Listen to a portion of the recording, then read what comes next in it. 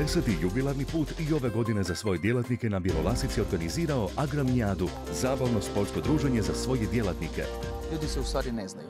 I onda na ovakvim mjestima gdje u jednoj neopuštajućoj atmosferi, neobaveznim igrama, društvu, na večer velikim veselicama, ljudi se zbliže, razmjenjuju informacija i drugčije kad se ljudi upoznaju, onda su nekako to lakše kad počne posao. Bjelolasica se ponovno pokazalo kao pravi domaćin.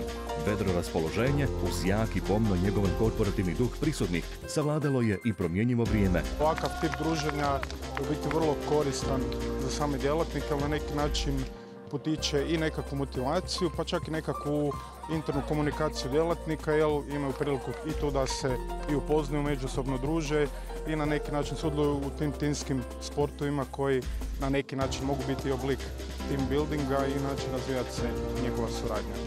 Pobjednici ovogodišnje Agramijade nagrađeni su brojnim pekarima i interesantnim nagradama. Kao posebno zanimljive pokazale su se nove sportske discipline kao što su streličarstvo i triatlon uz neizostavnu potragu za blagom.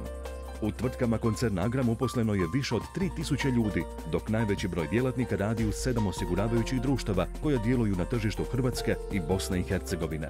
Briga o djelatnicima, stalno stručno usavršavanje uz prestižne uvjete rada utječu na zadovoljstvo djelatnika i čine koncern Agram poželjnim poslodavcem.